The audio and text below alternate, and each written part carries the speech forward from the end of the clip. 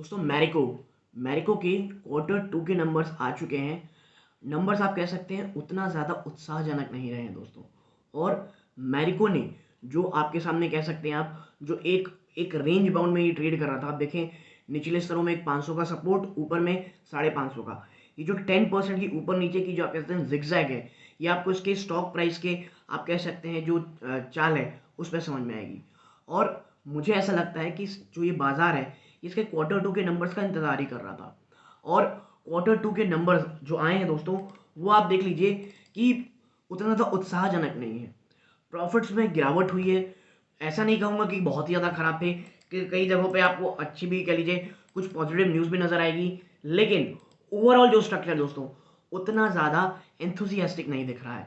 और जो चीज़ सबसे आप कह सकते हैं ज़्यादा थोड़ी सी कह सकते हैं चिंताजनक है, पहला है मार्जिन, दूसरा है रॉ मटेरियल कॉस्ट। ये दो चीज़ें काफ़ी हद तक आप कह सकते हैं प्राइमा फेसिया में नज़र आ रही, मतलब ऊपर ऊपर से जब आप देखेंगे। बट ये वीडियो में अगर आप मैरिको में निवेशित हैं या निवेश करना चाहते हैं, ये एक वीडियो आपको मुझे लगता है तमाम सवालों के जवाब आपको दे देगा। कंपनी की ऑफिशियल वेबसाइट से हमने प्रेजेंटेशन निकाली है दोस्तों Q2 के नंबर्स की। एक एक चीज़ में एक एक डेटा को एनालाइज करेंगे और एज अ लॉन्ग टर्म हम क्या कर सकते हैं या क्या कह लीजिए हमारी स्ट्रैटेजी होनी चाहिए, उसका बहुत बड़ा खुलासा इस एक वीडियो में हो जाएगा जब हम इसका एक डीप एनालिसिस करेंगे। तो वीडियो को अंत तक देखिएगा और पहली बार चैनल में आए हैं सब्सक्राइब ज़रूर किया कीजिए दोस्तों। आप ऐसा करते हैं चैनल की ग्रोथ होती है, बहुत मोटिवेशन मिलता है दोस्तों। इसलिए प्लीज़ चैनल को सब्सक्राइब करके वीडियो को लाइक कर दीजिएगा। तो अब आपको मैं सीधा लेके चलता हूँ दोस्तों उस पूरी एनालिसिस की तरफ। देखिए मैरिको इसके Q2 के फाइनेंशियल 23 के रिजल्ट है नवंबर 2022 के। ठीक है, तो अब सीधा मैं आपको एक एक चीज़ों पे लेके चलते हैं, थोड़ा यूटिलाइज करते हैं। देखिए सबसे पहला है यहाँ देखें, तो भाई 4 में होगा मैक्रो ओवरव्यू होगा, फिर परफॉर्मेंस हाईलाइट होगी, आउटलुक, देन फिनेंशियल्स। ठीक है, तो अब एक एक चीज़ में हम लेकर के चलते हैं। सबसे पहले नीचे देखिए ऑपरेटिंग एनवायरनमेंट, अभी आपको पता होगा जिस तरह से मैक्रो एनवायरनमेंट इतने ज़्यादा चैलेंजिंग है, तो जो ऑपरेटिंग एनवायरनमेंट है वाकई में थोड़ा सा आप कह सकते हैं प्रॉब्लमेटिक तो है ही। प्रोवाइड्स नो रिस्पाइट, कोई भी आपके लिए राहत देखने को नहीं मिल रही है। जियोपॉलिटिकल टेंशन लगातार बढ़ रहे हैं, रिसेशन के फियर सामने खड़े हुए हैं, कमोडिटी प्राइजेस इतने ज़्यादा वोलेटाइल, आप समझिए कि आपको कुछ समय पहले आपको याद होगा कि भाई जो पाम ऑयल है वो फिर सस्ते हो रहे हैं, बट अभी कुछ दिन बाद फिर समझ में आ रहा है कि जो उसके दाम है 25% तक भाग गए हैं। तो कमोडिटी प्राइस वोलेटाइल है। करेंसी डेप्रिसिएशन लगातार हो रही है, भारत का रुपया लगातार कमज़ोर हो रहा है, बल्कि इसको अगर अदर टर्म में कहें तो डॉलर बहुत ज़्यादा मजबूत हो रहा है। ठीक है, स्टिफ रिटेल इन्फ्लेशन, ठीक है, सॉफ्ट कंजम्पशन ट्रेंड्स। और देखिए जब इन्फ्लेशन इतना ज़्यादा होगा तो कंजम्पशन में कमी आएगी, और अभी अभी दिवाली गई है तो आने वाले समय में और वो जो सॉफ्ट कंजम्पशन ट्रेंड है ये साफ देखने को मिलेगा दोस्तों।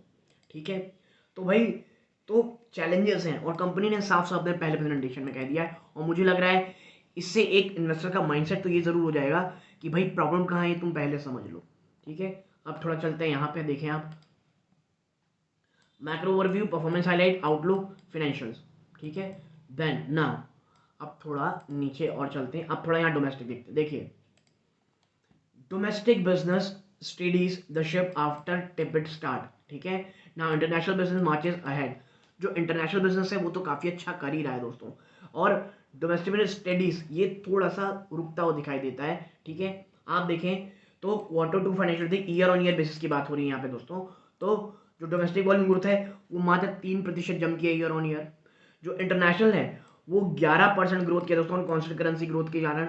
और कंसोलिडेशन क्या है, 3% का रेवेन्यू ग्रोथ है, इसलिए उसमें कंसोलिडेशन कर दिया गया है। ठीक है, मतलब कंसोलिडेटेड की बात कर रही है कि हाँ 3% का रेवेन्यू ग्रोथ है, यानी वॉल्यूम ग्रोथ भी 3% है, रेवेन्यू ग्रोथ भी 3% है, और 11% का कॉन्स्टेंट करेंसी ग्रोथ है ईयर ऑन ईयर बेसिस दोस्तों। ठीक है, यहाँ जो आप देख रहे हैं ना ईयर ऑन ईयर बेसिस, उसकी बातें हो रही हैं। आगे है 17.3% पे कंसोलिडेटेड एबिटा मार्जिन आया दोस्तों, 2% का कंसोलिडेटेड एबिटा ग्रोथ आया है, और 3% का पैट ग्रोथ आया, प्रॉफिट आफ्टर टैक्स। और ये ग्रोथ नहीं दोस्तों, ये कोष्टक में मतलब ये गिरावट है पैट में। ठीक है, प्रॉफिट आफ्टर टैक्स ग्रोथ में 3% की गिरावट है, और ये बहुत ज़्यादा चिंताजनक है, और इसीलिए मैं कह रहा था कि शायद आपको सोमवार को एक बड़ी गिरावट मैरिको में देखने को मिले। लेकिन एक बात समझिए आप, मैं हमेशा कहता हूँ जो एफएमसीजी स्टॉक होते हैं ना, उसको ज़्यादा गिरने नहीं दिया जाता है, ठीक है। लेकिन यदि अगर मैरिको जैसा स्टॉक आपको गिरावट होती है, 500 की लेवल तोड़ता है ऑन क्लोजिंग बेसिस और ज़्यादा गिरावट दिखाता है, यकीन मानिए 450 का जो लेवल है ना मैरिको के लिए, ये बहुत बहुत ज़्यादा इम्पोर्टेंट है, बहुत ज़्यादा स्ट्रांग है। 450 से वो तोड़ना इसके लिए बहुत टफ होगा। और यदि कहीं टूटता है, मुझे नहीं लगता दोस्तों किसी भी हाल में मैरिको जैसी कंपनी के लिए 400 का लेवल टूटेगा। Even I am not sure about 450, but मुझे लगता है मैं बहुत ज़्यादा एग्जैजरेट वर्जन की बात कर रहा हूँ, तब जाके आपको 450 में स्टॉक मिल सकता है, ठीक है। वरना करेंटली 500 का लेवल ही करेंटली और के लिए सबसे पास वाला जो सपोर्ट है वो है दोस्तों, ठीक है। आगे आप पाएंगे that 11% console revenue growth 3 year के CAGR में, 7% का एबिटा ग्रोथ है 3% के CAGR में, ठीक है। और देखिए 10% का जंप है ये A&P में, ठीक है। A&P मतलब advertisement and promotions, A&P spend दोस्तों, यानी ईयर ऑन ईयर बेसिस पे जो कंपनी एडवर्टाइजमेंट और प्रमोशन में 10% का ज़्यादा खर्चा की है, तब भी आपका जो कंसोलिडेटेड पैट आया है इसमें गिरावट हुई है। आप समझ सकते हैं प्रॉब्लम फिर। Now domestic revenue up 1% year on year, जो डोमेस्टिक रेवेन्यू है वो 1% ऊपर है दोस्तों ईयर ऑन ईयर, ठीक है। Now consolidation of market share in more than 90% of portfolio. देखिए मैरिको के जितने ब्रांड हैं उसमें जो 90% जो है प्रोडक्ट है इनके, उसमें मार्केट शेयर ना तो बढ़ा है ना ही घटा है, और इसीलिए 90% ऑफ कह लीजिए आप जो पोर्टफोलियो कंपनी का, जैसे सफोला, बियर्डो, उसमें आप देखेंगे कि उसमें कंसोलिडेशन देखा गया है। नौ 3 ईयर के CAGR में देखेंगे तो जो डोमेस्टिक वॉल्यूम ग्रोथ है वो 7% रही है, और इंटरनेशनल जो कॉन्स्टेंट करेंसी ग्रोथ रहा है वो 10% रहा है, ठीक है। अब थोड़ा आगे चलते हैं दोस्तों, नेक्स्ट फेज की बात करते हैं। देखिए आप देखें जो इनके कोर ब्रांड्स हैं, सफोला, पैराशूट, देखिए core demand trends in Parachute coconut oil and Saffola oil to stabilize. देखिए इनके हर कंपनी का कुछ एक फ्लैगशिप ब्रांड होता है। इनके पास फ्लैगशिप ब्रांड क्या है, मैरिको के पास प्रीमियम ऑयल जो कह लीजिए ब्रांड है सफोला और पैराशूट ऑयल। वहां पे अब आप कह सकते हैं कि जो डिमांड ट्रेंड है वो स्टेबलाइज होने की बात कर रहे हैं। वाहो टू मिरर HPC ग्रोथ, ठीक है। आप देखें, रुकिए, इसमें हम एक एक करके बात करते हैं। ये रहा पैराशूट ऑयल, ये आपको पता है सफोला, और सफोला के अंदर इतने सारी चीज़ें आ गई दोस्तों। अब आप कह सकते हैं सफोला ने अब क्या क्या चीज़ें ले ली है, डूडल्स हो गया, शहद हो गया, ओट मसाला ओट्स हो गए। तो देखें इसमें वॉल्यूम, माफ कीजिएगा, इसमें वॉल्यूम ग्रोथ 3% की हुई है, डाउन, क्या ब्रैकेट मतलब डाउन हुई है, और वैल्यू ग्रोथ में 11% में डाउन आया है, ठीक है। High single digit volume growth in edible oil, 4% की दोस्तों कह लीजिए आपको। सबसे पहले वॉल्यूम ग्रोथ की बात करेंगे सफोला की, तो इसमें सिंगल डिजिट की वॉल्यूम ग्रोथ हुई है एडिबल ऑयल में, और वैल्यू ग्रोथ में 4% की। Mid and premium segment fair better, 2% की वॉल्यूम ग्रोथ हुई है, ठीक है। यानी जो मेन जो इनका ब्रांड है उससे कोई बहुत ज़्यादा वृद्धि नहीं हुई है। इवन इनका जो आप कह सकते हैं जो ये कोकोनट ऑयल है, ये तो बल्कि आपके लिए डाउनग्रेड की तरफ गया हुआ है, ठीक है। अब थोड़ा नीचे चलते हैं, अब थोड़ा इधर देखते हैं। देखिए food, food bounce back to healthy growth, poised to reach 650 crore in revenue in financial 23। देखिए जो फफूला का जो फूड बिजनेस है वहां पे क्या है, एक हेल्थ बाउंस बैक करेगा एक हेल्दी ग्रोथ की ओर, और 650 करोड़ का रेवेन्यू होने वाला है फाइनेंशियल 23 में, ऐसा कंपनी का मानना है। देखिए सफोला हनी रीलॉन्च, सफोला हनी अब रीलॉन्च किया गया है, सफोला हनी एक्टिव के नाम पे, made with Sundarban forest honey and Saffola Honey gold, made with Kashmir Honey NMR tested, ठीक है। और देखिए ये जो शहद है ना ये प्रीमियम शहद है, क्यों, क्योंकि पहला जो शहद है इनका वो सुंदरबन का है और दूसरा कश्मीर का है, तो ये प्रीमियम कह सकते हैं आप। इनके जो प्रोडक्ट है उनमें आएगा, और जो शहद है प्रीमियम शहद रहेगा। सफोला का करारा क्रंच, ठीक है, मसाला ओट्स है, सफोला मसाला ओट्स करारा क्रंच, और सफोला सोया भुर्जी, ठीक है। आप देखिए 650 करोड़ रुपए की कैली टोटल रेवेन्यू बात हो रही है, और 26% की ग्रोथ हो रही है सेकंड क्वार्टर सेकंड के वॉल्यूम ग्रोथ में, वैल्यू ग्रोथ में, ठीक है। तो आने वाले समय में जो ये जो तीनों ब्रांड हैं ये काफ़ी हद तक अच्छा करेंगे फ्रूट सेगमेंट में, ऐसा कंपनी का मानना है। अब चलते हैं एक हाई मार्जिन प्रोडक्ट्स की ओर। देखिए premium personal care building momentum.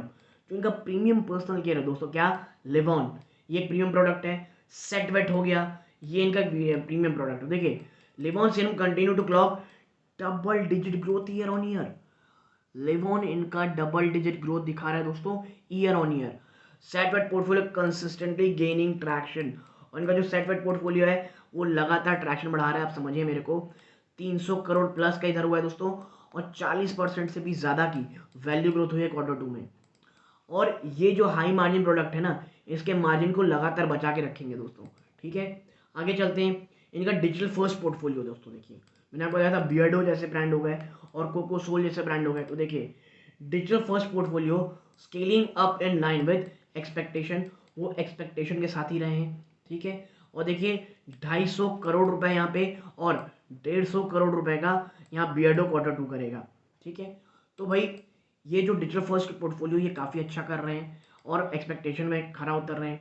अब थोड़ा देखते हैं इंटरनेशनल बिजनेस की और बातें करते हैं दोस्तों। ठीक है, आप देखें बांग्लादेश, मैरिको के लिए याद रखिएगा बांग्लादेश एक बहुत इंपॉर्टेंट कह लीजिए एक बिजनेस, एक कह लीजिए एक जोग्राफिकल एरिया है। देखिए न्यू पोर्टफोलियो स्केल अप, यहाँ पे इतने सारे ब्रांड चल रहे हैं यहाँ पे, जिसमें 10% की इंप्रूवमेंट देखने को मिल रही है। यहाँ पर भी आप देखें तो 10% की इंप्रूवमेंट यहाँ एचपीसी सेगमेंट में देखने को मिल रही है दोस्तों। ठीक है, और ब्रॉड बेस्ड ग्रोथ मोमेंटम हो रहा है साउथ अफ्रीका में, साउथ ईस्ट एशिया में देख लें, साउथ अफ्रीका में इनके ब्रांड्स हैं, इवन मीना में भी आप देखें। Stability in the Gulf region and Egypt. देखिए मैरिको के लिए दो बहुत इंपॉर्टेंट देश है, पहला बांग्लादेश, दूसरा है Egypt.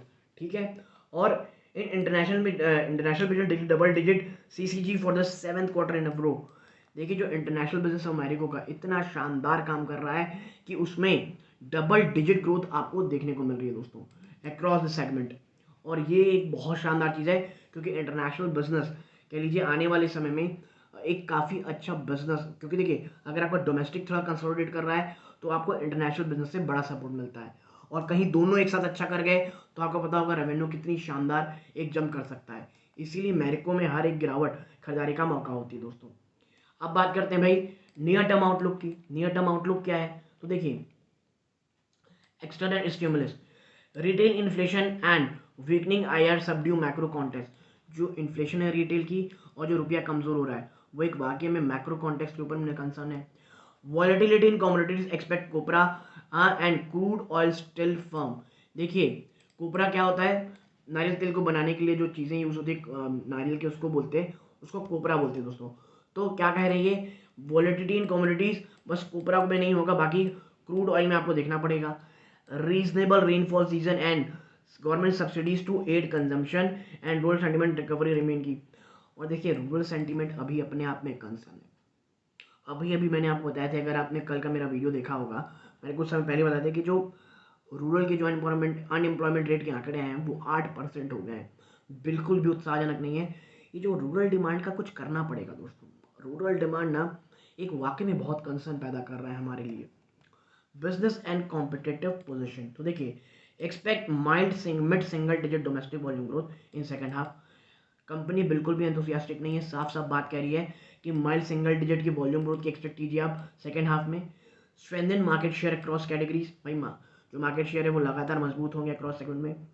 Sustain growth momentum in the international business, growth momentum जो लगातार इंटरनेशनल बिजनेस में जारी है वो आगे भी शानदार रहेगा। मार्जिन को लेकर के बात क्या कही है, ग्रॉस मार्जिन आउटलुक इंप्रूविंग, जो ग्रॉस मार्जिन है वो आने वाले समय में बढ़ेगा।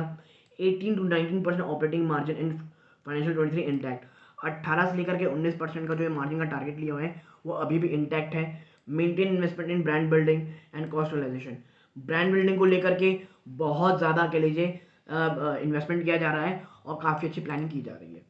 ठीक है, 4D driving 4Ds to make Marico future ready. 4D diversification, देखिए अलग अलग पोर्टफोलियो अलग अलग सेगमेंट को एड्रेस करेंगे, तो डाइवर्सिफिकेशन, डिस्ट्रीब्यूशन नेटवर्क बहुत मजबूत करना है, डिजिटल प्रेजेंस बढ़ानी है शानदार, और डाइवर्सिटी यानी हर एक सेगमेंट के लिए कुछ ना कुछ दोस्तों।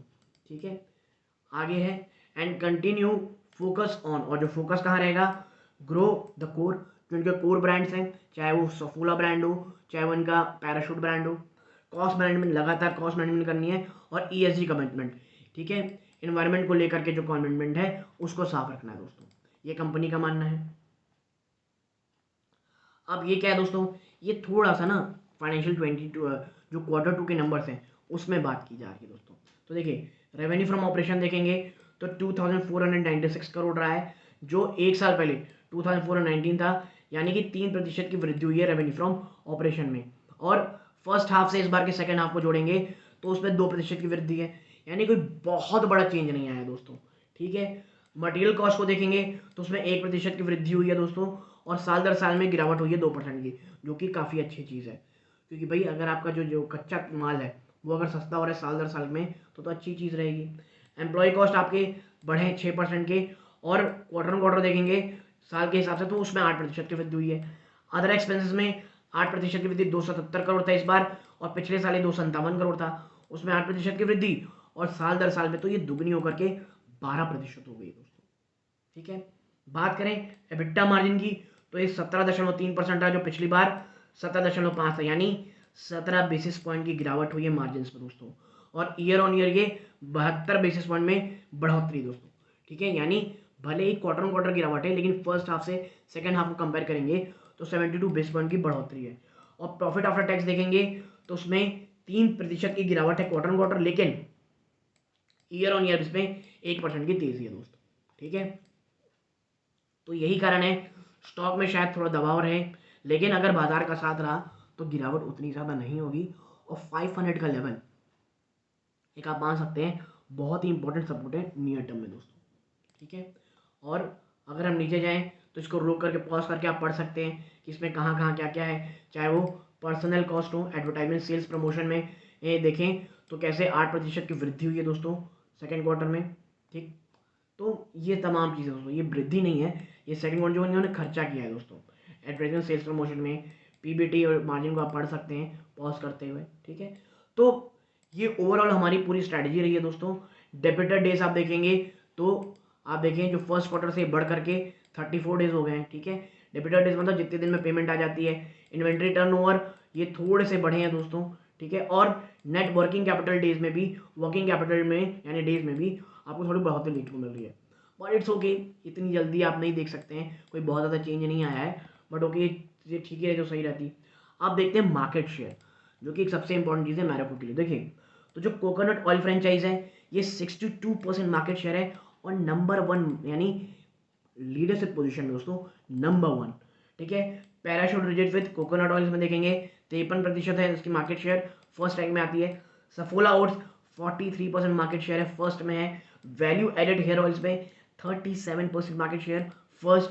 Post wash leave on serums यानी लिबॉन के सिरम्स, ये 62% मार्केट शेयर, फर्स्ट रैंक है। हेयर जेल वैक्सेस क्रीम में 54%, फर्स्ट रैंक। यानी आप देखेंगे इसमें जो फ्रेंचाइज है इतने सारे प्रोडक्ट इनके, जिसमें इसका नंबर 1 मार्केट शेयर है, और ये एक हाई मार्जिन प्रोडक्ट है। मुझे सबसे अच्छी चीज़ मैरिको की जो प्रोडक्ट लिस्ट ये लगती है कि बहुत ज़्यादा हाई मार्जिन प्रोडक्ट्स में ये रहते हैं दोस्तों, ठीक है। तो आने वाले समय में जैसे जैसे रूरल डिमांड बढ़ोतरी होती है, अच्छी चीज़ें न्यूज़ समझ के आएगी, कॉमोडिटी के प्राइसेस कांस्टेंट है, ठीक है। तो अगर आपको कोई भी प्रॉब्लम रही थी और ये इसने सॉल्व की उस पूरे के पूरे एक के लिए जो हमने अभी जो पूरा एक पूरा जो प्रेजेंटेशन है Q2 का वो पार किया है, अच्छा लगा हो प्लीज़ वीडियो को लाइक कीजिए, चैनल पहली बार आए सब्सक्राइब जरूर कीजिएगा। यहाँ तक जुड़े रहे, अपना कीमती समय दिया इस बात का बहुत बहुत धन्यवाद। ये इस वीडियो का अंत है। जय हिंद दोस्तों।